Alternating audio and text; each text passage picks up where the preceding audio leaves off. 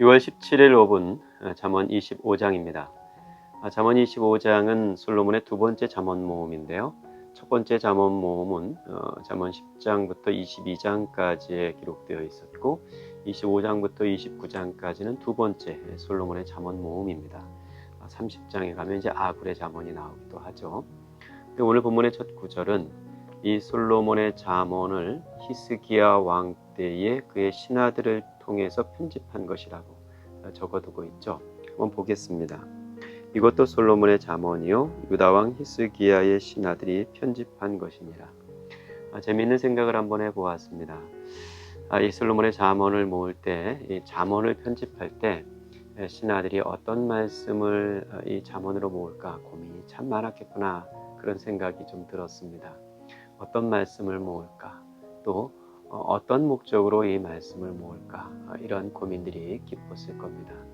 이런저런 말씀을 살펴 모으면서 어떻게든 하나님의 백성들을 지혜롭게 하고 하나님을 경외하는 일에서 떠나가지 않도록 하려는 뜻을 잘 담아 편집했겠죠. 우리는 이 잠언 말씀을 반복되는 말씀이고 또 어떤 말씀은 그냥 지나쳐 가기도 하는데, 애초 편집할 때 신하들은 심사숙고해서 한마디도 버릴 것 없는 그런 구절들을 적어 놓았을 겁니다. 우리가 하나님의 말씀을 대할 때, 또 이 잠언을 살필 때 그런 마음을 헤아리면서 살피는 것도 도움이 될 것 같습니다. 또 한 가지 흥미로운 것은 그렇게 신중하게 이 잠언을 모았을 히스기야의 신하들이 왜 이렇게 반복된 말을 거듭해서 한 장 넘어 또 같은 이야기, 한 장 넘어 또 같은 이야기를 계속해서 적어 놓은 것이었을까?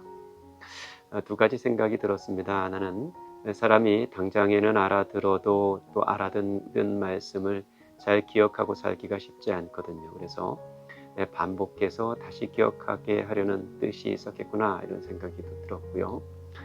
두 번째는 이런 말씀들이 10번을 들어도 지나치지 않은 말씀이기 때문에, 그만큼 중요한 말씀이기 때문에 다시 반복하고 또 반복하지 않았을까 싶습니다. 흥미로운 것은 이스라엘 사람들이 이 잠언의 편집을 하나님의 말씀, 정경으로 취하면서 이 잠언에 반복되는 말씀을 지루하다거나 또 식상하게 여기지 않았다는 겁니다. 그저 왕의 신하들의 사사로운 뜻이 담긴 구절이라고 여기지 않고 하나님께로부터 다시 들려주시는 말씀이라고 여겨 받았던 거죠. 그런 살핌과 받아들임, 그 자리에서 하나님의 말씀이 또 꽃피고 열매 맺고 하는 것이겠습니다. 서두가 좀 길었는데요. 한두 가지 본문만 좀 살펴보도록 하겠습니다. 이를 숨기는 것은 하나님의 영화요 이를 살피는 것은 왕의 영화니라. 언뜻 이해가 잘 되지 않는 구절 같아 보입니다. 하나님께서는 이를 숨기시고 왕은 그 일을 살피는 역할을 한다는 구절이겠는데요. 하나님께서 일을 숨기신다. 하나님께서 숨기시는 일을 어떻게 찾아 살필 수가 있을까?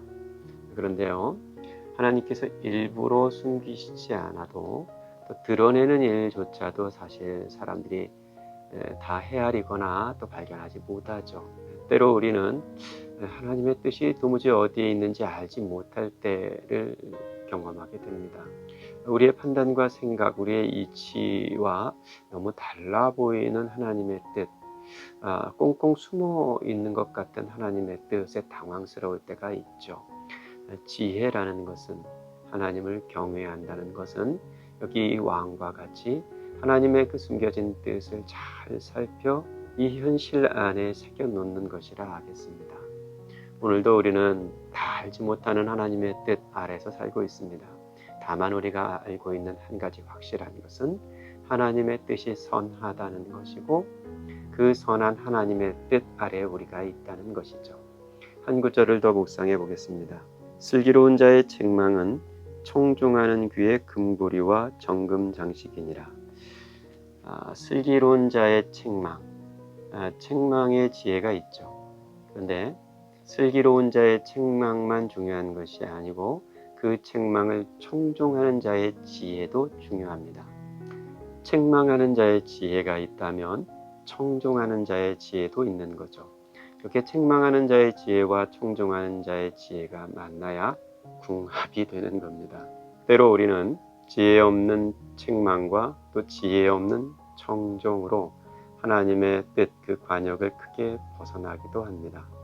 잠언의 말씀, 우리에게 신중하게 살펴 편집하여 내어주신 이 말씀을 따라 우리의 책망도 지혜로움을, 혹은 우리의 청정도 지혜로움을 따라 하나님께서 마련하신 지혜의 밭에서 보물을 캐내는 복된 자들이 되었으면 좋겠습니다.